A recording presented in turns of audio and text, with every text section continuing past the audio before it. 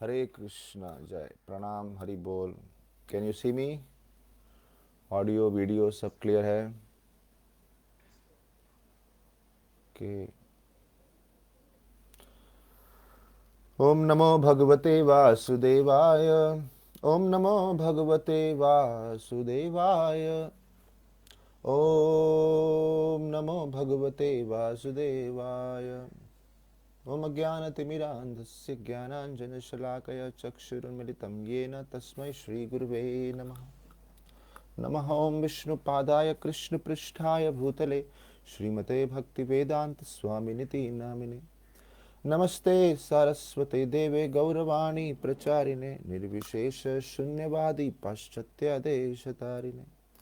जय श्री कृष्णा चैतन्य प्रभु नित्यानंद श्री अद्वैत गदाधर श्रीवासादि गौर भक्त वृंदा। हरे कृष्णा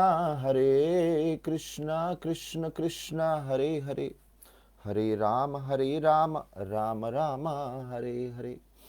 हरे कृष्ण कृष्ण कृष्ण हरे हरे, हरे राम राम राम हरे हरे। हरे कृष्णा कृष्ण कृष्ण हरे हरे, हरे राम राम राम हरे हरे। हरे कृष्णा। हरि बोल। So, can we do this after the class? Yeah. So, हरे कृष्णा। आप सभी भक्तों का बहुत बहुत स्वागत है, साथ ही साथ हमारा कृतज्ञता कि आपने हमें सेवा का मौका दिया। हम आपके हम बात किए थे कि हमारा आज का विषय क्या रहेगा। श्री तुलसी महारानी की महिमा, क्योंकि विशेष रूप से ये भीष्म पंचक का काल है और समय है, और शुभ समय है, कार्तिक का बहुत शुभ समय है। और कार्तिक ही तो तुलसी महारानी के प्राकट्य का समय है, और इसी समय हम तुलसी शालिग्राम विवाह का उत्सव भी मनाते हैं काफ़ी स्थानों पे। तो इसीलिए हमने ये विषय चुना। तो आइए चर्चा करते हैं श्री तुलसी महारानी पे। बहुत ही अद्भुत नाम है तुलसी। तुलसी यानी जिनके तुलना में और कोई भक्त नहीं है, ऐसी महान शक्ति है तुलसी महारानी की। तो देखिए, नाम ही इतना अद्भुत है। कहीं पुराणों में ऐसा बताया है, पद्म पुराण में साक्षात बताया है कि तुलसी इतनी ऐसी महिमा है तुलसी की, ऐसी भक्ति है तुलसी की, कि ब्रह्मा जी भी अगर अपने चतुर्मुख से तुलसी की महिमा करना चाहें तो नहीं कर पाएंगे पूर्ण रूप से। इतनी अनगिनत महिमाएं हैं। उसी प्रकार से श्री गरुड़ पुराण में बताया गया है, कृष्ण द्वैपायन व्यास साक्षात गरुड़ जी को बोलते हैं, और गरुड़ जी को बोलते हैं चार तत्वों के बारे में जो हमेशा अति पवित्र रहते हैं भगवान की सेवा में। बोलते हैं ब्राह्मण, मंत्र, कुशग्रास और अग्नि और तुलसी, ये पांच तत्वों के बारे में बताया है। और साथ ही साथ एक अगले स्थान में बताया गया है कि ब्राह्मण, गौ माता, तुलसी और एकादशी व्रत। ब्राह्मण, गौ माता, तुलसी और एकादशी व्रत एक ऐसे नाव के समान हैं जिन नाव का आश्रय लेके कोई भी बद्ध जीव बहुत आसानी से भौतिक जगत को पार कर सकता है, जन्म मृत्यु के चक्र को पार कर सकता है। तो कहीं बहुत सारी कथाएं होती बताई गई हैं तुलसी महारानी की महिमा के लिए, क्योंकि हम अंतर्राष्ट्रीय कृष्ण भावनामृत संघ में विशेष रूप से गौड़ीय वैष्णव परंपरा में आते हैं। तो हमारा सबसे पहला जो कनेक्शन है तुलसी महारानी से, वो है किस प्रकार से श्री अद्वैत आचार्य साक्षात भगवान श्री चैतन्य महाप्रभु को पुकारते हुए तुलसी महारानी का स्मरण करते हैं, और तुलसी महारानी का आश्रय लेके ही भगवान का आवाहन करते हैं, उनको आमंत्रण करते हैं, इनविटेशन देते हैं। जैसे कि चैतन्य चरितामृत में हम पढ़ते हैं, आदि लीला में चैतन्य महाप्रभु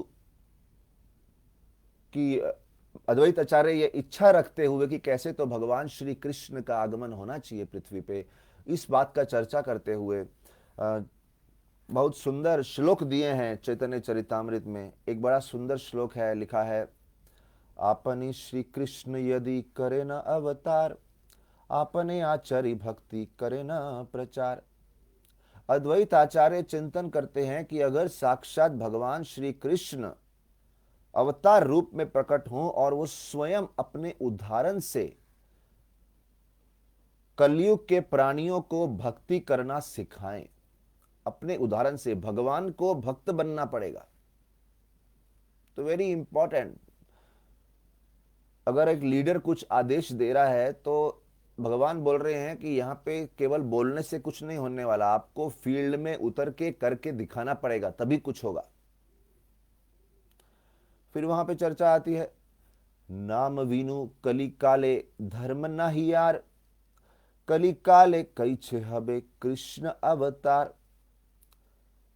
चिंतन करने लगे कि कलयुग में सबसे उत्तम धर्म जो युग धर्म है वो है नाम विनु कली काले, हरि नाम, हरे कृष्ण कृष्ण कृष्ण हरे हरे, हरे राम राम राम हरे हरे। शुद्ध भावे करीबे कृष्ण आराधन, निरंतर सदनीय करीब निवेदन। फिर सोचने लगे कि भगवान श्री कृष्ण पृथ्वी पे आएंगे कैसे।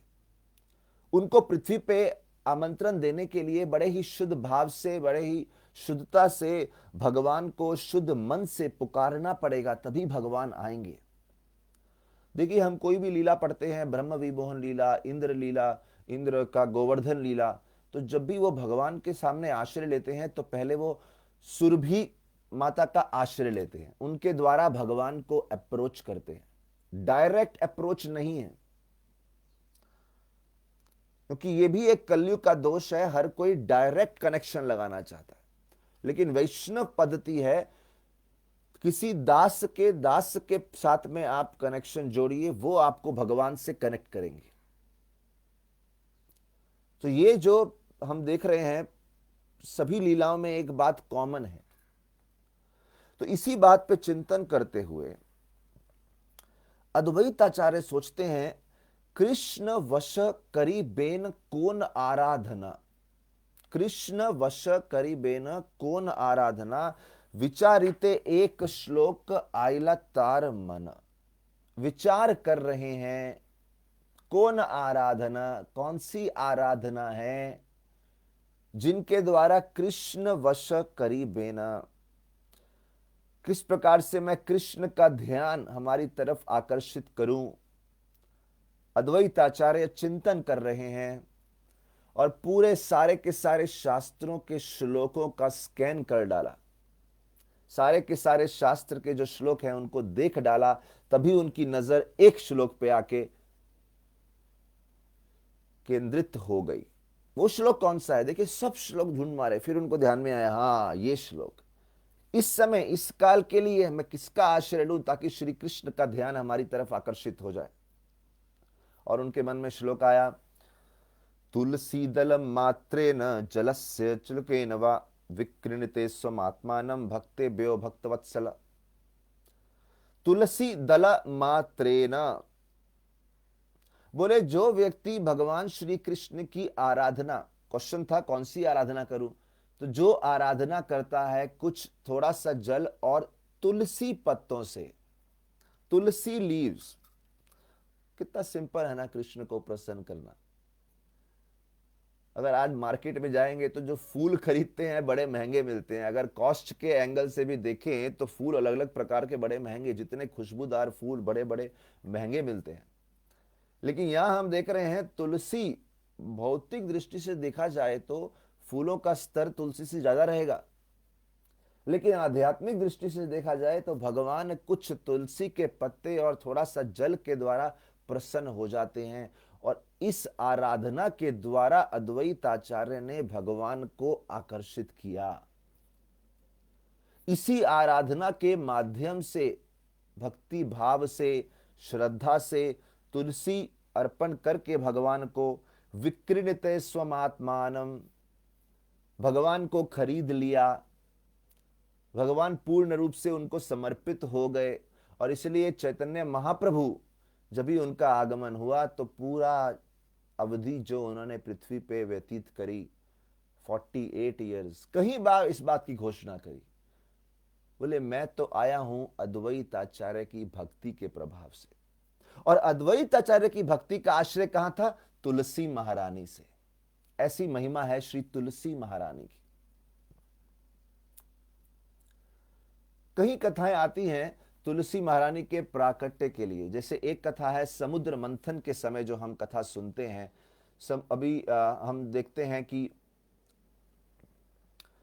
जब भी समुद्र मंथन लीला हुई और इंद्र इत्यादि देवताओं ने दुर्वास मुनि के प्रति अपराध किया और उस कारण से आगे वो अपनी शक्ति खो बैठे, और अपनी शक्ति को फिर से प्राप्त करने के लिए इंद्र और जो देवताओं और असुरों के बीच में जो संगठन हो गया, अभी हम समुद्र का मंथन करेंगे और उसमें से कई वस्तुएं प्राप्त होंगी, और उसमें से फिर एक वस्तु जब अंत में अमृत प्राप्त होंगे, तो धन्वंतरी आए, लक्ष्मी जी आई, ऐरावत, ऐसे कहीं कहीं तत्व प्रकट हुए बोलते, और सुरभि गौ माता प्रकट हुई वहां से।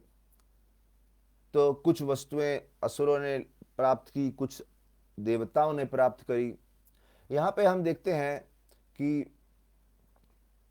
इतना सब प्राप्त होने के बाद जब फाइनली अमृत की प्राप्ति इंद्र को और देवताओं को हुई, तो ये कथा में बताया गया है कि वो तुलसी का प्राकट्य कैसे हुआ। भगवान विष्णु भी उस अमृत को देख के इतने प्रसन्न हो गए, उनकी आंखों से, नेत्रों से अश्रु प्रवाह होने लगे। और जो अश्रु प्रवाह होने लगे, बोलते हैं उस अश्रुओं के प्रभाव से तुलसी का प्राकट्य हुआ। जैसे ही वो अश्रु अमृत को स्पर्श किए, उस स्पर्श से तुलसी का प्राकट्य हुआ और सभी देवताओं ने तुलसी महारानी को भगवान की सेवा में अर्पण किया। तो उस समय जब भगवान विष्णु ने तुलसी को स्वीकार किया, तो बोलते हैं भगवान विष्णु ने अति सम्मान के साथ तुलसी को स्वीकार किया। देवता अति सम्मान के साथ तुलसी श्री कृष्ण को, श्री विष्णु को अर्पण कर रहे हैं, और तुलसी जो है श्री विष्णु जो है वो अति सम्मान के साथ तुलसी को स्वीकार कर रहे हैं। तो इस रेसिप्रोकेशन से ही हम देख रहे हैं भगवान विष्णु का तुलसी के प्रति कितना सम्मान है, कितना आकर्षण है। इस संदर्भ में कथा आती है। इससे पहले मैं और कथाएं सुनाऊं। आपने, कुछ लोगों ने काफी कथाएं सुनी होंगी, कुछ लोगों ने नहीं सुनी होंगी, लेकिन जो तुलसी महारानी की जो कथा है उसमें एक ये जो कथा बता रहा हूं कि तुलसी महारानी की कथा सुनने का कितना लाभ है, तो उससे और प्रेरणा मिलती है, हाँ तुलसी के बारे में सुनना चाहिए। जैसे बताते हैं, दो बड़े ही पुण्य आत्मा ब्राह्मण हुए, सुमेध और हरिमेध, और तीर्थ यात्रा कर रहे थे। और तीर्थ यात्रा करते हुए ये सुमेधा और हरिमेध एक स्थान पे आए, तीर्थ पवित्र स्थान पे, और वहां पे आके उन्होंने, सुमेध ब्राह्मण थे, उन्होंने विशेष रूप से तुलसी माता को प्रणाम किया, तो तुलसी की प्रदक्षिणा करी। तो हरिमेध ने बड़ा अच्छा प्रश्न पूछा। बोले एक तो हम इस तीर्थ स्थान पे आए हैं, और ऊपर से आप अपने आप में बहुत बड़े तीर्थ हैं, है कि नहीं? अगर हम किसी को गुरु मानते हैं, बहुत सीनियर मानते हैं, और वो किसी के सामने झुके, तो आश्चर्य आता है, फिर ये कौन है, इनकी क्या महिमा है। विशेष रूप से वो जिनके सामने झुक रहे हैं, अगर वो दिखने में कोई मामूली तत्व लगे, तो व्यक्ति को और चिंतन होगा, ये कैसे, ये कैसा संभव है, हाउ इज दिस पॉसिबल। तो इस प्रकार से तुलसी को प्रणाम किया। हरिमेध के डाउट आया। सुमेध ने हरिमेध को बोला, आइए आपको मैं जरा एक कथा सुनाता हूं। तो उस समय जब दोनों का वार्तालाप चल रहा था और सुमेध ने हरिमेध को कथा बतानी शुरू करी, एक वट वृक्ष के नीचे बैठ के एक बैनियन ट्री के नीचे बैठ के उस समय उन्होंने ये कथा सुनाई कि कैसे तुलसी का प्राकट्य अमृत से हुआ। भगवान विष्णु के नेत्रों के स्पर्श, नेत्रों के जो अश्रु अश्रु प्रवाह हो रहे हैं, उनके स्पर्श से, अमृत से तुलसी का प्रवाह हुआ। तो जब ये चर्चा चल रही थी और ये कथा पूर्ण सुमेध और हरिमेध के बीच में ये जो आदान प्रदान चल रहा है कथा का, ये श्रवण करते हुए उसी समय एक बहुत ही अद्भुत विमान उस स्थान पे प्रकट हो गया, उनकी तरफ आ रहा था। और तभी उस वृक्ष में से एक व्यक्ति प्रकट हो गए जिनका नाम था आस्तिक।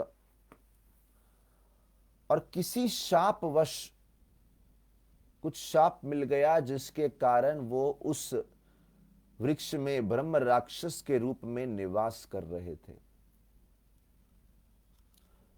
तो उन आस्तिक ने ये बताया कि कैसे मुझे लोमस ऋषि का शाप मिला है, क्योंकि मैंने कुछ अप्सराओं के साथ उनके सामने ऐसा भ्रमण कर रहा था, दुर्व्यवहार कर रहा था, जैसे हम नल कुंवर और मणिग्रीव के बारे में सुनते हैं दामोदर लीला में। तो उस शापवश मुझे इस ब्रह्म राक्षस का रूप मिला। लेकिन मुझे कहा गया था कि जब आप किसी पवित्र ब्राह्मण के मुख से तुलसी की कथा सुनेंगे, तुलसी की महिमा सुनेंगे और भगवान श्री विष्णु श्री कृष्ण के नाम को का कीर्तन सुनेंगे, उस समय आपका कल्याण होगा, आपको मोक्ष प्राप्त होगा।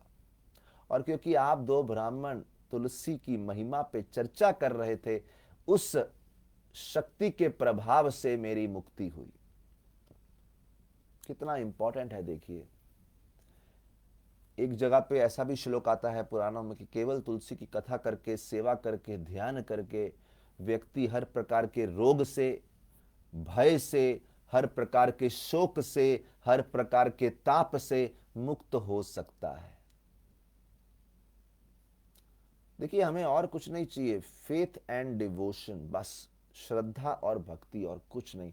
अगर वो आ जाए तो भक्ति के तत्व इतने सरल हैं, इतने सरल हैं। अगर आप गीता महात्म्य पढ़ेंगे, भागवत महात्म्य पढ़ेंगे, तुलसी महात्म्य पढ़ रहे हैं अभी हम, गौ माता की महिमा पढ़ेंगे, ये सब तत्व जो रूप गोस्वामी ने भक्ति रसामृत सिंधु में, श्रील रूप गोस्वामी ने 64 तत्व दिए हैं, भक्ति के अंग दिए हैं। एक एक अंग की इतनी महिमा है। मुझे पक्की बात मालूम है कि आप में से जितने लोग सुन रहे हैं, मैक्सिमम लोग भक्ति में क्यों आकर्षण होते हैं? भौतिक जगत से पीड़ित हैं। और इसीलिए ऐसे श्लोक बताए गए हैं, भैया आपको पीड़ा से मुक्त होना है तो ये सरल श्लोक है, ये सरल सरल माध्यम है। श्रद्धा से इनका आश्रय लीजिए, आपके सभी और इसलिए पहला चीज बोला जाता है, आप ये अंग करिए, सभी पापों से मुक्ति मिलेगी। कितनी जगह ये लिखा जाता है, all since will be destroyed, सभी पापों से मुक्त। अभी आजकल किसी को धर्म पे श्रद्धा नहीं है, उनको ये सुनाएंगे तो बोलेंगे हम तो कोई पाप करते नहीं, हम तो अति शुद्ध आत्मा है। लोगों को श्रद्धा ही नहीं है ये पाप पुण्य के ज्ञान पे, लेकिन हम समझते नहीं कि हमारे जीवन में जितनी पीड़ाएं हैं किसी ना किसी पापवश होंगी। इसीलिए महान आत्माएं, महान संत, महान भक्त लोग, जब उनके जीवन में कोई भी पीड़ा आती है तो वो पीड़ा जब आती है तो सबसे पहले वो ध्यान करते हैं, ये मेरे ही कुछ अतीत में किए हुए कर्मों का फल आ रहा है, मुझे किसी और को दोष देने की जरूरत नहीं है। ऐसे लग रहा है कि ये फलाना व्यक्ति मेरे दुखों का कारण है, लेकिन वो तो केवल एक निमित्त मात्र है, कारण तो मेरे स्वयं के किए हुए कर्म हैं, वो तो केवल एक निमित्त मात्र है। तो ये जो प्रवृत्ति बार बार आती है, ये कारण है, ये कारण है, ये कारण है, ये ही सबसे बड़ा पाप है। और इसीलिए शास्त्रों में जब भक्ति के तत्वों का वर्णन किया जाता है तो भौतिक जगत में फंसे हुए बद्ध जीव को आकर्षण करने के लिए सबसे पहला जो फल दिया जाता है, बोला जाता है, ये है कि आपकी सभी क्लेशों से, पापों से मुक्ति होगी। तो जीव आकर्षित हो जाता है, हाँ यही तो चाहिए था मेरे को। पहले तो ये संकट से, समस्याओं से मुक्ति करो। प्रेम प्रेम बाद में, भक्ति प्रेम बाद में बात करेंगे। तो हमारा आकर्षण उस तरफ होता है।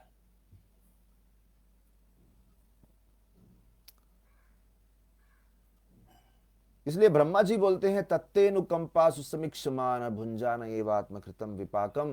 ब्रह्मा जी बोलते हैं भगवान की कृपा का उत्तराधिकारी, भगवान की कृपा का पात्र बनने योग्य कौन है?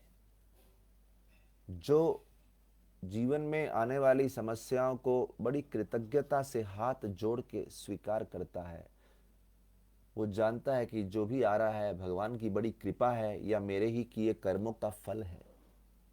जैसे कुछ लोग भक्ति जप इत्यादि करते हैं तो प्रश्न उठाते हैं, अरे प्रभु जी आप तो हमें जप गिन के करने को बोलते हैं, हमारा तो मन नहीं लगता, हम पूरा दिन जप करेंगे, या मन नहीं लगता, या हम हर समय बस बोलते रहेंगे भगवान का नाम, ये संख्या पूर्वक करने की क्या जरूरत है? लेकिन तत्व ये है कि अगर हमारी जिह्वा पे हरिनाम लेना कठिन हो रहा है तो उसका एकमात्र कारण है हमारे अतीत किए हुए कहीं भौतिक कर्म, और कोई कारण नहीं हो सकता। हम कारण बहुत देते हैं, अरे हम बीमार हैं, हम ये हैं, हमें फलानी समस्या है, आप क्या समझेंगे। लेकिन the very fact Hari naam is not manifesting on our tongue, केवल ये सत्य कि हरि नाम हमारी जिह्वा पे प्रकट नहीं हो रहे स्फूर्ति से, हमारे हृदय में प्रकट नहीं हो रहे स्फूर्ति से, समझ जाना चाहिए कहीं अतीत में किए हुए कर्मों का फल है। और इसलिए हमें ऐसे तत्वों का आश्रय लेना चाहिए। इसीलिए जब हम सुबह तुलसी आरती करते हैं तो यानी कानी च पापानी ब्रह्म हत्यादिकानी च तानी तानी प्रणक्ष्यंती, जो जो पाप किए हैं, ब्रह्म हत्या तक भी अगर हो गया है गलती से, तुलसी प्रदक्षिणा से मुक्ति मिलेगी। एक और कथा आती है श्रीमती राधा रानी की। देखिए श्रीमती राधा रानी स्वयं तुलसी महिमा का आश्रय लेती है। कथा इस प्रकार से आती है, श्रीमती राधा रानी एक बार वृषभानु महाराज के महल में, तो ललिता और विशाखा सखी, जो उनकी सखियां हैं, वो उनसे मिलने जाती हैं। तो श्रीमती राधा रानी बहुत तत्पर है, बहुत आतुर हैं श्री कृष्ण से मिलने के लिए। यहां तक कि एक बार तो श्रीमती राधा रानी बोलती हैं कि देखिए श्रीमती राधा रानी भगवान कृष्ण की सर्वोत्तम भक्त, उनकी लादनी शक्ति हैं। तो श्रीमती राधा रानी कहने लगी कि मेरा सतीत्व नष्ट हो गया है, मेरी पवित्रता नष्ट हो गई। तो ये पूछे ये कैसे? ललिता जी देवी समझ नहीं आ रही ये क्या बोल रही हैं। श्रीमती राधा रानी ने बोला कि देखो मैं एक ही समय कहीं पुरुषों के प्रति आकर्षित हो गई हूं। बोले मैंने एक पुरुष का नाम सुना जिनका नाम है कृष्णा, वो कृष्ण नाम में ही इतना आकर्षण है, मैं बार बार कृष्ण नाम लेते जा रही हूं। रूप गोस्वामी बोलते हैं तुंडे तांडविनी रतिम वितनुते तुंडा बलि लब्धये कर्ण क्रोध कदम्बिनी गतयते कर नर बुद्धेभ्य स्पृहाम चेतः प्रांगन संगिनी विजयते सर्वांद्रियेणे कृति ओ जाने जनिता की अद्भिरमृत कृष्णेति वर्णद्वयी। कृष्णा ये जो दो अक्षर का नाम है, इसमें ऐसा क्या अद्भुत प्रभाव है, ऐसा प्रभाव है कि जब ये मेरे चेतना में प्रवेश करता है ये नाम, सारी इंद्रियों पूरी तरह से आकर्षित हो जाती हैं, स्तब्ध हो जाती हैं। कानों में प्रवेश करता है ये नाम तो इच्छा होती है करोड़ों नाम हो जाएं। जिह्वा पे जब ये नाम लेता हूं तो मन करता है कि करोड़ों जिह्वाएं हो जाएं। तो श्रीमती राधा रानी बोल रही हैं कृष्ण नाम में इतना आकर्षण है। फिर श्रीमती राधा रानी बोली, जो उनकी अष्ट सखियां हैं उनमें से एक सखी हैं चित्रा सखी, और चित्रा सखी ने एक बहुत ही सुंदर श्री कृष्ण का चित्र बनाया। लेकिन श्रीमती राधा रानी बोल रही हैं कि चित्रा सखी ने एक पुरुष का चित्र बनाया है, मुझे उसके प्रति भी बहुत आकर्षण हो गया है, मुझे कृष्ण नाम के प्रति आकर्षण हुआ है, एक पुरुष का चित्र देखा उसके प्रति आकर्षण हुआ है। और फिर बोलते हैं, एक बार मैं वन में भ्रमण कर रही थी तो मुझे एक वंशी की ध्वनि सुनाई दी। एक ग्वालों के परिवार में से एक युवा वंशी वादन कर रहे थे, मुझे उनकी वंशी की प्रति आकर्षण हो गया। तो वो बोल रही है कि मेरा हृदय 3 अलग अलग पुरुषों के प्रति खींचा चला जा रहा है। तो ललिता सखी बोलती हैं, अरे वो 3 अलग पुरुष नहीं हैं, वो तीनों एक ही पुरुष हैं, वो एक उनका रूप है, ये उनका नाम है और ये उनकी ही वंशी है। तो श्रीमती राधा रानी के मन में ये इच्छा हुई कि मैं तो इतना प्रेम इतना सेवा करना चाहती हूं श्री कृष्ण का, क्या श्री कृष्ण मुझे स्वीकार करेंगे? तो ललिता देवी श्रीमती राधा रानी के पास गई, ललिता देवी श्री कृष्ण भगवान के पास गई और श्री कृष्ण भगवान से श्रीमती राधा रानी की इच्छा के बारे में पूछा। कितना अद्भुत चीज है नहीं? हम लोग इतना भक्ति करते हैं और हमारे मन में हमेशा प्रश्न रहता है, क्या हमारे गुरुदेव हमसे प्रसन्न हैं? क्या भगवान हमसे प्रसन्न है? कितना भक्तों की तो सबसे बड़ी चिंता यही रहती है, क्या भगवान, अभी जो हम इतना कर रहे हैं, कुछ भगवान प्रसन्न हो रहे हैं कि नहीं हो रहे? तो ललिता देवी ने तो श्री कृष्ण से साक्षात पूछ लिया। श्री कृष्ण क्या बोले? श्री कृष्ण बोले, जैसे दूध सफेद होता है, अभी सफेद रंग को आप दूध से अलग नहीं कर सकते, फिर वो दूध नहीं रहा, पानी हो गया फिर तो। बोले जैसे आप सफेद रंग को दूध से अलग नहीं कर सकते, वैसे श्री कृष्ण को श्रीमती राधा रानी से अलग नहीं कर सकते। ऐसा अद्भुत प्रेम है भक्ति का श्रीमती राधा रानी और श्री कृष्ण में, ऐसी घोषणा श्री कृष्ण ने कर दी। लेकिन फिर भी श्रीमती राधा रानी भगवान श्री कृष्ण के विरह में तो थी। और जब ललिता सखी ने श्रीमती राधा रानी को जाके ये प्रस्तुत किया कि श्री कृष्ण ने क्या बोला है, श्रीमती राधा रानी बहुत प्रफुल्लित तो हो गई, लेकिन साथ ही साथ बहुत ही रेस्टलेस हो गई, आतुर हो गई कि अभी श्री कृष्ण से मिलना ही है। तो उस समय वो ललिता सखी से पूछती हैं कि ऐसा क्या किया जाए जिससे हम श्री कृष्ण से जल्द मिल सके। तब वो उस समय ये प्रश्न पूछती हैं। और जब ऐसा प्रश्न पूछती हैं कि ऐसा क्या किया जाए, तो उस समय बहुत सुंदरता से बताया गया है कि श्री ललिता सखी कहीं पुराणों में से बहुत सुंदरता से एक एक श्लोक निकाल के बताती हैं, विशेष रूप से गर्ग संहिता में से। ललिता सखी श्रीमती राधा रानी को बोलती हैं कि अगर श्री कृष्ण का सानिध्य जल्दी से प्राप्त करना हो तो सबसे उत्तम मार्ग है तुलसी की सेवा करना। श्रीमती राधा, एक्चुअली तुलसी महारानी श्रीमती राधा रानी का एक विस्तारित अंश है, लेकिन एक गोपी हैं, एक सखी हैं, ब्रज से गोलोक धाम से आई हुई। लेकिन जब श्रीमती राधा रानी इस पृथ्वी पे प्राकट्य लीला कर रही हैं, तो उसमें श्रीमती ललिता सखी उनको ये साधना का मार्ग देती है। कृष्ण की आराधना अगर आप तुलसी के पत्तों से करेंगी, तुलसी के माध्यम से करेंगी, तो बहुत ही जल्द आपको कृष्ण की प्राप्ति होगी। इसलिए हम देखते हैं, आपके यहाँ भी कुछ भक्त होंगे ऐसा, कुछ भक्तों को विशेष तुलसी से बड़ा प्रेम होता है। हमारे यहाँ कुछ भक्त हैं, उनको तो हमारे मंदिर में उनको तुलसीदास ही बोलते हैं। उनका इनिशिएटेड नाम तुलसीदास नहीं है, लेकिन तुलसीदास बोलते हैं। वो हर समय तुलसी की सेवा में ही तत्पर रहते हैं। उनको पता नहीं, एक विशेष रोमांच होता है तुलसी को देख के। उनके 20, 25, 30 साल निकल गए तुलसी सेवा में। इसलिए ललिता तो जब भी श्रीमती राधा रानी, एक्चुअली श्रीमती राधा रानी ने अपनी सखियों को बोला, आप शास्त्रों में पूरा देख के पूरा स्कैन कीजिए और देखिए कौन से सबसे उत्तम आराधना के श्लोक हैं। तो जैसे अद्वैत आचार्य ने शास्त्र निरूपण किया और तुलसी सेवा के बारे में बताया, ऐसे ही इन्होंने भी पूरा शास्त्र निरूपण करके देख के पूरा समझ के बता दिया गर्ग संहिता में से। और एक श्लोक में बोलते हैं,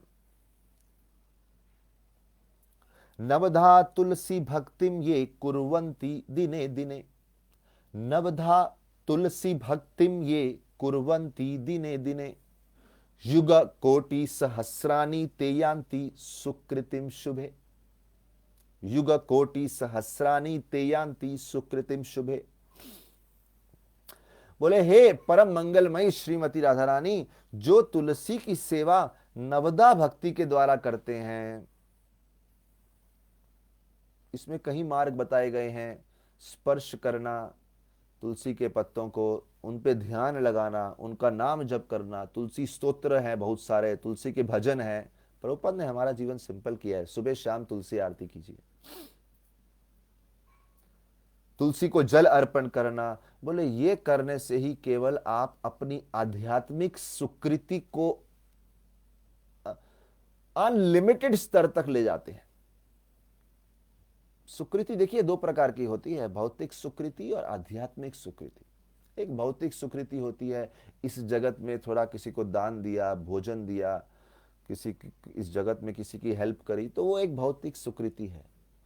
लेकिन आध्यात्मिक सुकृति वो है जिससे विशेष कृष्ण के प्रति आकर्षण, कृष्ण की सेवा में रुचि बढ़ती है।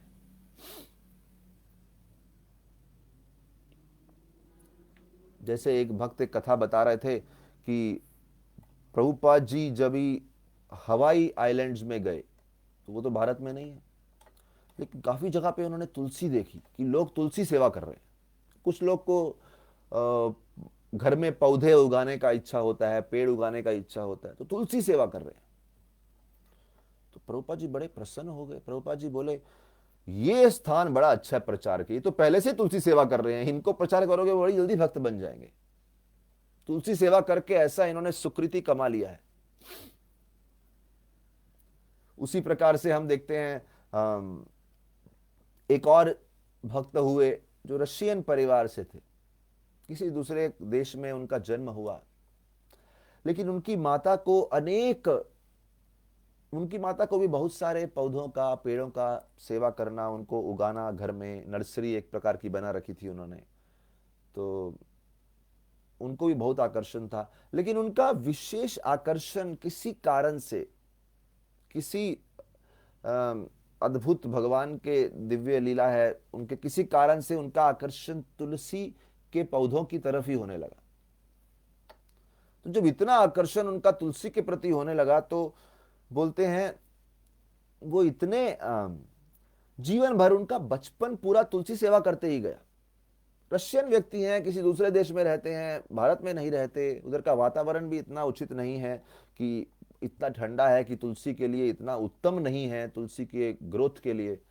लेकिन बोलते हैं उन्होंने इतना प्रेम से ऐसा अनुकूल वातावरण बना के तुलसी सेवा करी। जब बड़े हो गए तो प्रभुपाद के भक्त तो, इस्कॉन के भक्त तो हमेशा पुस्तक वितरण जगह जगह करते हैं, कोई कोना छोड़ा नहीं पृथ्वी का जहां पुस्तक वितरण ना किया हो।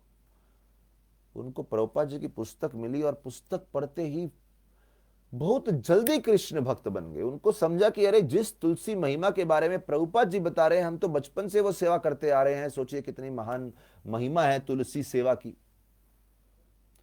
तो ऐसा आकर्षण हो गया उनको कृष्ण भक्ति के प्रति,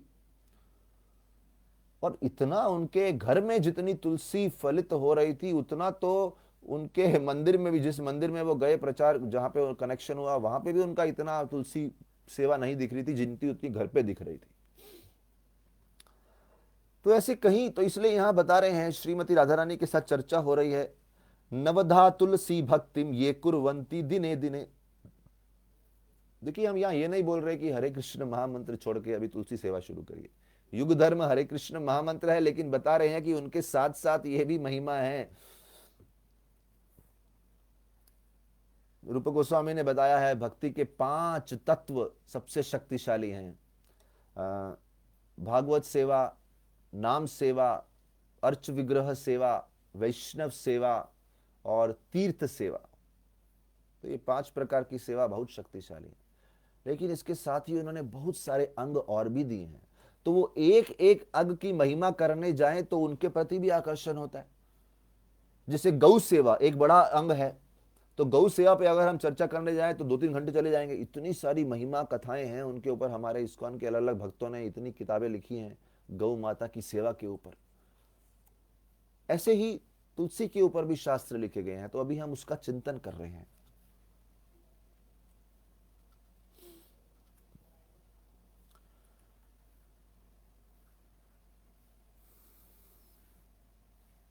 और फिर आगे बोलते हैं, यत फलम सर्व पत्रेषु सर्व पुष्पेषु राधिके। यत फलम सर्व पत्रेषु सर्व पुष्पेषु, सर्व पत्रेषु सर्व पुष्पेषु। अगर आपने भगवान के चरणों में थोड़े से तुलसी पत्र या तुलसी के फूल, तुलसी मंजरियां अर्पण कर दी, यत फलम सर्व पत्रेषु, सर्व मतलब सभी पत्तों का, और सर्व पुष्पेषु सभी फूलों का अर्पण करने का फल मिल गया। तुलसी दले न चैके न सर्वदा प्राप्यते युत। हे श्री राधिका, अगर आपको कृष्ण को प्राप्त करना है तो इस बात पे स्मरण कीजिए, केवल थोड़े से तुलसी मंजरी, तुलसी पत्ते अर्पण करने से सभी फल मिल गया। तो देखिए कितना सुंदर महिमा है जो बताया है यहां पे। और इसी प्रकार से, इसी बात को ध्यान में रखते हुए कि कैसे कुछ तुलसी पत्र अर्पण करके इतना बड़ा फल मिल गया, इसी चर्चा के बारे में हम देखते हैं श्री चैतन्य महाप्रभु की जो भक्ति है तुलसी के प्रति। एक बहुत बड़े भक्त हुए, एक्चुअली जब ही जगन्नाथपुरी में श्री चैतन्य महाप्रभु निवास कर रहे थे तो उस समय उनसे रघुनाथ दास गोस्वामी वहां पे उनकी सेवा में संलग्न थे। और जब रघुनाथ दास गोस्वामी जगन्नाथपुरी में रह रहे थे तो उन दिनों चैतन्य महाप्रभु से मिलने के लिए वृंदावन से एक भक्त आए। और जैसे हम लोग वृंदावन से आते हैं तो भक्तों के लिए प्रसाद लेके आते हैं, व्रज की रज लेके आते हैं, ऐसे कई प्रकार के उपहार लेके आते हैं। बहुत बड़े सन्यासी थे जो महाप्रभु से मिलने जा रहे हैं, तो उनके लिए छोटी सी गिरिराज शिला और एक गुंज माला लेके गए। और बोलते हैं चैतन्य महाप्रभु ने उसको, माला को अपने कंठ में धारण किया, अपनी छाती से लगा के रखा।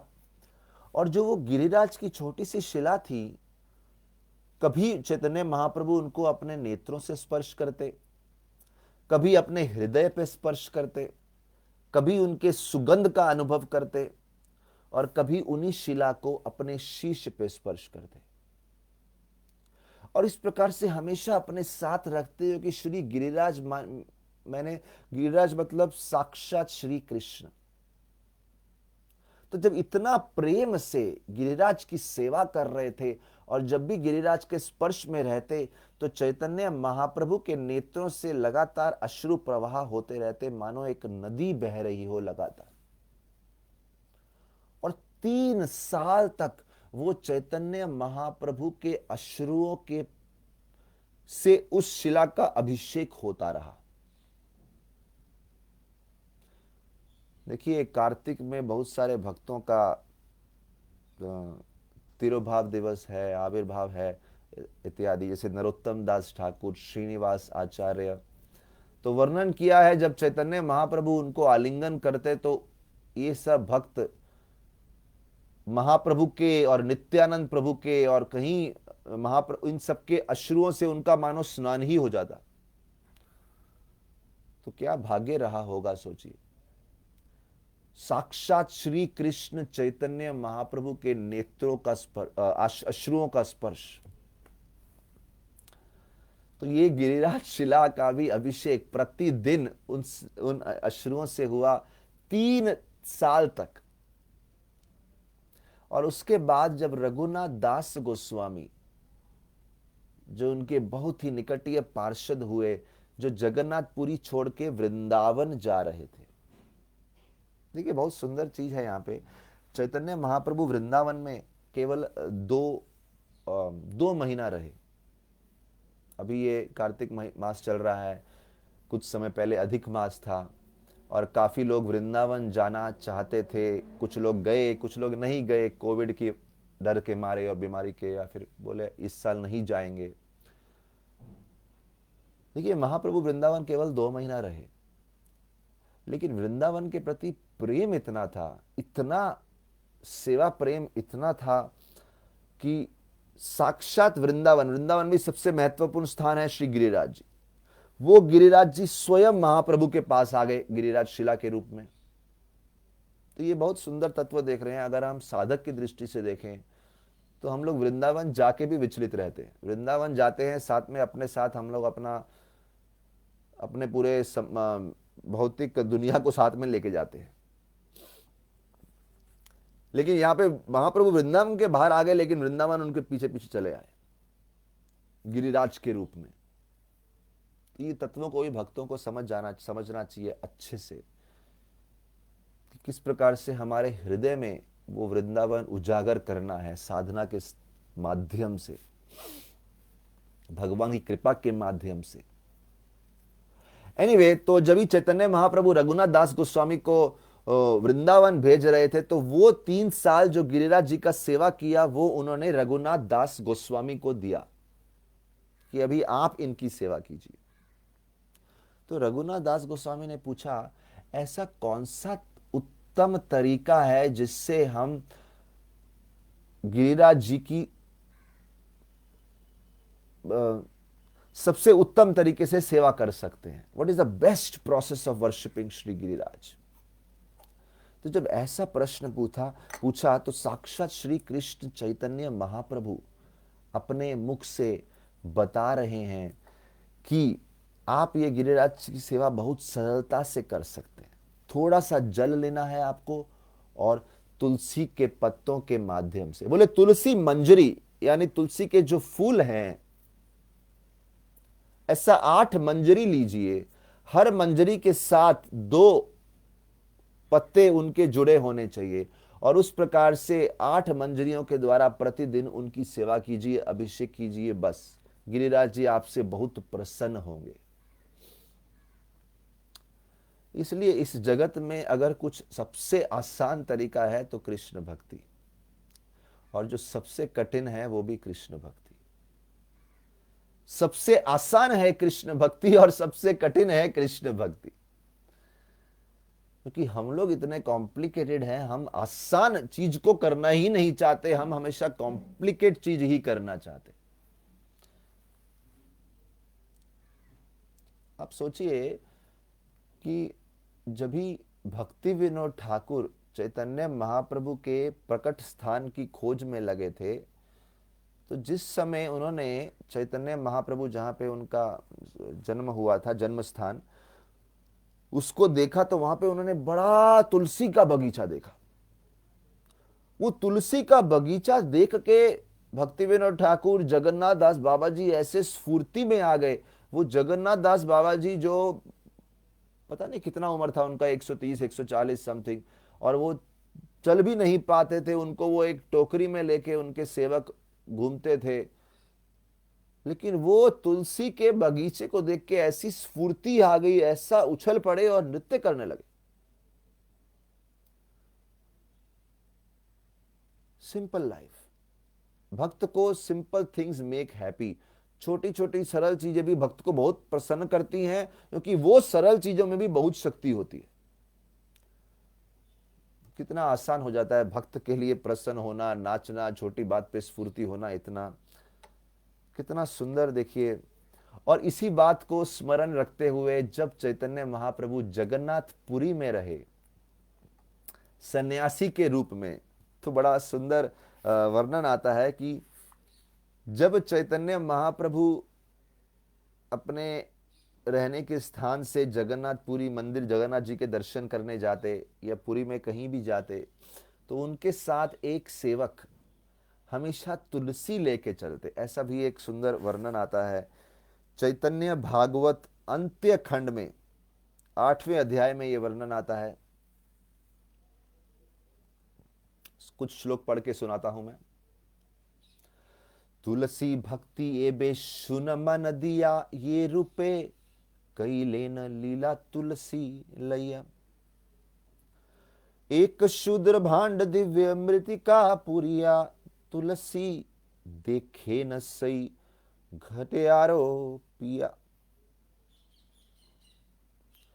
बोलते महाप्रभु प्रतिदिन जहां भी जाते एक मिट्टी के पात्र में तुलसी को साथ लेके जाते, और जब भी वो तुलसी को नहीं देख पाते, तुलसी के दर्शन नहीं ले पाते, उनको ऐसा अनुभव होता जैसे जल बिना मछली। बच्चों को हम सुनाते हैं, मछली जल की रानी है, जीवन उसका पानी है, हाथ लगाओ तो डर जाएगी, बाहर निकालो तो मर जाएगी, पानी में डालो तो तैर जाएगी।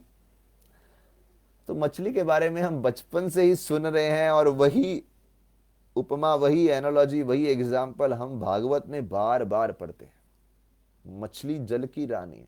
बोले जब मछली जल के बिना तड़पती है, ऐसी तड़प चैतन्य महाप्रभु को थी अगर तुलसी को नहीं देखा, क्योंकि तुलसी के आश्रय से श्री कृष्ण प्राप्त होंगे। प्रभु बोले मुशी तुलसी ना देखिल, भालना ही वासो ये न मत्स्य बिने जल। मत्स्य बिने जल, जल के बिना मछली। जब चले संख्या नाम करिया ग्रहण, तुलसी लैया अग्रे चले एक जन। जब जब चैतन्य महाप्रभु संख्या पूर्वक नाम करते, उनके सामने एक भक्त तुलसी लेके चलते थे। और अगर कोई भी ये प्रश्न पूछे आपसे कि हमें संख्या पूर्वक नाम नहीं करना है, उनको चैतन्य भागवत का अंत्य खंड का 8वां अध्याय खोल के दिखाइए। अरे जब श्री कृष्ण भगवान साक्षात संख्या पूर्वक नाम कर रहे हैं और भक्ति करके दिखा रहे हैं, तो हमें क्या समस्या है। पथे चले न प्रभु तुलसी देखिया, बहाए आनंद धारा सर्वांग बहाया।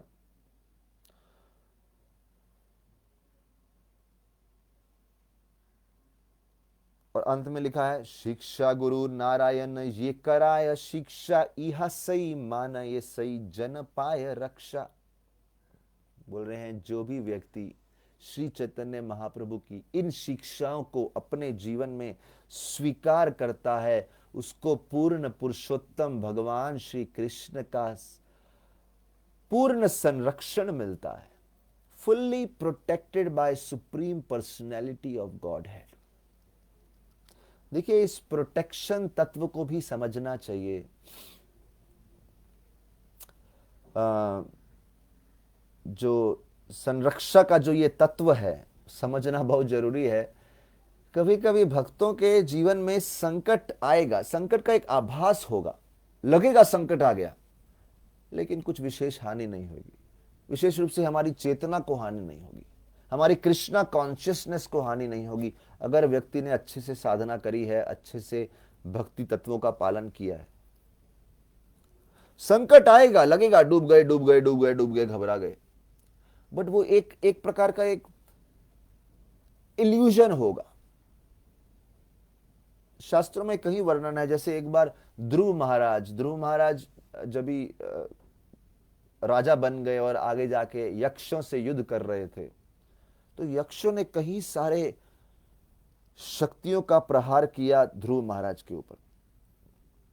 सब इल्यूजरी थी, सब भ्रामिक मायावी शक्तियां थी, लेकिन ध्रुव उसको देख के बहुत घबरा गए।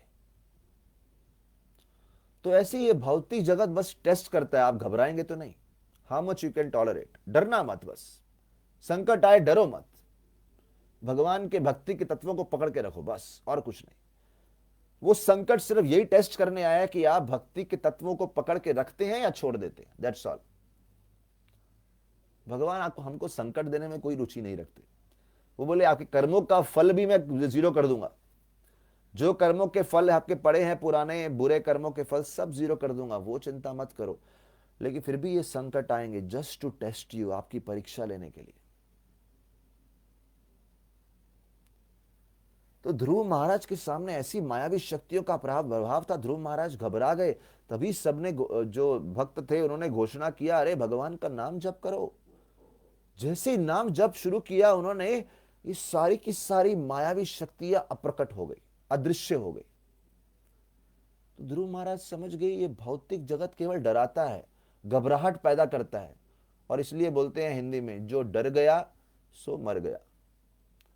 तो इसलिए बोलते हैं जस्ट डू नॉट फियर, डरना मत बस।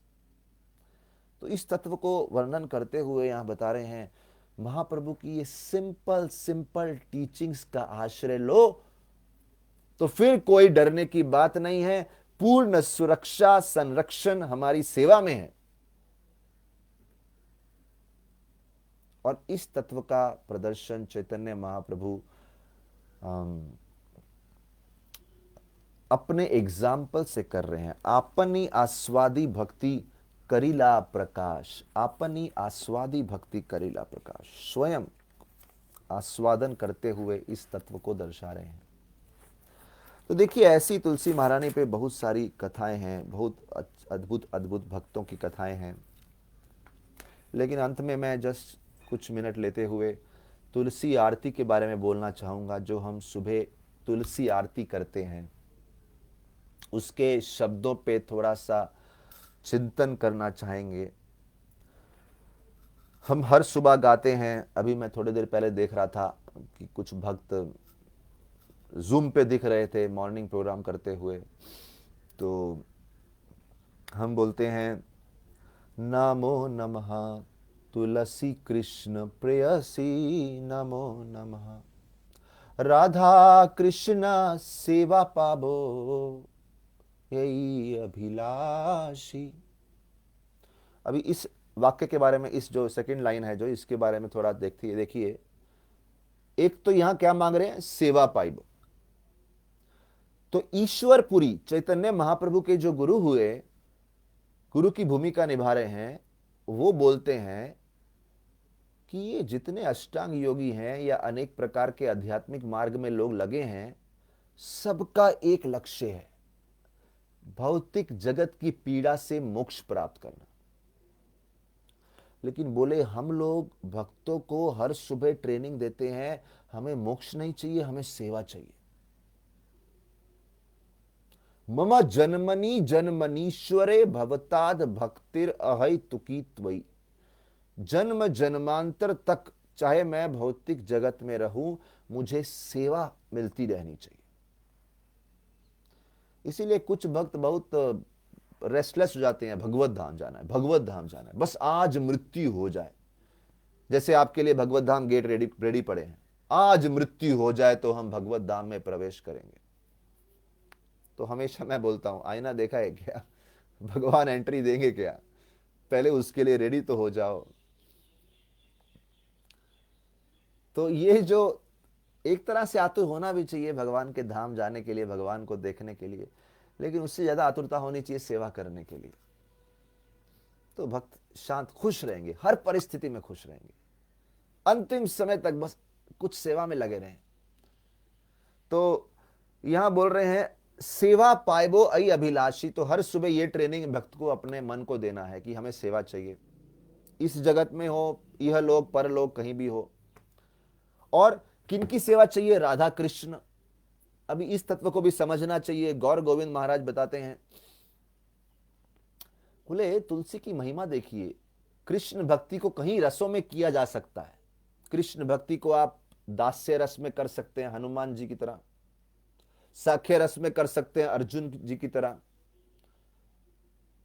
मित्र के रूप में, वात्सल्य रस में कर सकते हैं कृष्ण भगवान के माता पिता के भाव में, नंद महाराज, माता यशोदा। लेकिन फिर सबसे ऊपर रखा गया है माधुर्य रस। जिस प्रकार की सेवा, आत्मीयता, भगवान के प्रति समर्पण गोपियों का है, उसको सर्वश्रेष्ठ बताया गया है। और यहां बता रहे हैं कि तुलसी के माध्यम से, तुलसी की सेवा से हमें डायरेक्ट राधा कृष्ण की सेवा में एंट्री मिल रही है, प्रवेश मिल रहा है। फिर बोलते हैं, जे तुम्हार शरण लोए तार वांछ पूर्ण होए, कृपा कोरी कोरो तारे वृंदावन वासी। वृंदावन वासी, कृपया हमें वृंदावन वासी बना दीजिए। और आगे जाके एक स्टेटमेंट आता है, सेवा अधिकार दिए कोरो निज दासी। तो किसी ने पूछा, अरे ये दासी शब्द का, दासी मतलब, दासी तो स्त्रियों के लिए होता है, क्या ये आरती स्त्रियों के लिए है? हम तो दास हैं, हम दासी नहीं हैं। और यहां बोल रहे हैं हमको दासी बनाइए, हमको स्त्री नहीं बनना। तो किसी ने बोला ये भी क्या है ये? तो वो बोलते हैं कि देखो, हम सबको दासी ही बनना है, क्योंकि ये जो पुरुषत्व भाव है ये कंट्रोलर का भाव है। आई वॉन्ट टू कंट्रोल, सब कुछ मेरे कंट्रोल में होना चाहिए, सब कुछ मेरे निर्देशानुसार होना चाहिए। तो ये पुरुषत्व का भाव बड़ा हानिकारक है भक्ति के लिए। तो एक पुरुष है, एक प्रकृति है, एक भोग्य है, एक इंजॉयर है और एक टू बी इंजॉयड है, पुरुष और प्रकृति। तो भगवान बताते हैं कि आचार्य बताते हैं हमको कि हमें पुरुष बनना नहीं है, हमें प्रकृति ही बनना है, टू बी इंजॉयड। भगवान हमारा इंजॉय करें, हम उनकी सेवा के लिए तत्पर हैं। इसीलिए यहां पे बोला है कोरो निज दासी, हमें एक मेड सर्वेंट, एक दासी बना दीजिए श्री राधा कृष्ण की। नयने हेरिबो सदा युगल रूप राशि। तो कौन व्यक्ति है जो हर समय श्री श्री राधा कृष्ण के दर्शन करेगा? तभी श्री राधा कृष्ण के दर्शन, रास लीला में शिव जी तत्पर हैं, नारद मुनि तत्पर हैं, वो लक्ष्मी जी हैं, अभी तक तपस्या कर रही हैं। अगर आप जाएंगे वृंदावन में, एक बड़ा सुंदर स्थान है बिल्व वन में, वहां लक्ष्मी जी तपस्या कर रही हैं। और श्रीमती राधा रानी ने एक, वहां पे एक स्थान है लक्ष्मी कूप, और श्रीमती राधा रानी ने वहां पे वो स्थान बनवाया कि बेचारी लक्ष्मी जी तपस्या कर रही हैं, कभी जल पीना होगा तो यहां आ जाएंगी। वो ये नहीं कह रही कि लक्ष्मी जी को इनकी तपस्या का फल दो, बोल रही है तपस्या कर रही हैं, तपस्या करते करते थक जाएंगी, कभी जल पीना होगा तो यहां आ जाएंगी। तो मैं सोच रहा हूं, जब तपस्या करते हैं तो भगवान आके बोलते हैं चलो आपकी इच्छा पूर्ण करें। वो लक्ष्मी जी को बोल रहे हैं आप रासलीला में प्रवेश नहीं कर सकते, आप श्री श्री राधा कृष्ण की दिव्य लीलाओं का दर्शन नहीं कर सकते। क्यों? क्योंकि आप बहुत सारी पदवियों से और एक ऐश्वर्य से बहुत प्रभावित हैं, too much associated with various designations and opulences of this world। और भक्ति तो है सर्वोपाधि विनिर्मुक्तम तत्परत्वेन निर्मल। तो इसलिए यहां बोल रहे हैं कि वो जो रासलीला में प्रवेश करना है, श्री कृष्ण राधा कृष्ण की दिव्य लीलाओं का दर्शन करना है, वो श्रीमती तुलसी देवी के प्रभाव से वो प्राप्त होता है। तो देखिए ऐसी महिमा तुलसी महारानी की हम रोज सुबह गाते हैं, तो हमें उन तत्व के ऊपर भी कम से कम साल में एक बार चिंतन करना चाहिए कि हम किनका आश्रय ले रहे हैं। जिनके आश्रय से श्रीमती राधा रानी को श्री कृष्ण मिले, जिनके आश्रय से श्री अद्वैत आचार्य ने चैतन्य महाप्रभु को आमंत्रण दिया, जिनके आश्रय से श्री रघुनाथ दास गोस्वामी ने गिरिराज जी को प्रसन्न किया। साथ ही साथ दूसरी तरफ देखते हैं जिनकी महिमा सुन के वो ब्रह्म राक्षस, आज जो आस्तिक नाम के व्यक्ति ब्रह्म राक्षस बने थे, वो मुक्त हो गए। ये वो तुलसी महारानी है जो भगवान के अश्रुओं के प्रभाव से अमृत में से प्रकट हुई। ऐसी कई कथाएं हैं जिनका चर्चा हमने आज किया, और इसके साथ ही हम आज की कथा को आज विराम देंगे। बहुत बहुत धन्यवाद आप सबका, हमें तुलसी महिमा करने का अवसर दिया। Thank you very much. Hare Krishna. मुझे मालूम तो नहीं है आपकी कथा में रेगुलर आगे क्या क्या टॉपिक चलते हैं, लेकिन हमको जो अच्छा लगा हमने वो टॉपिक चूज किया। धन्यवाद। श्री प्रभुपाद की जय, समवेत भक्त वृंद की जय। हरे कृष्णा।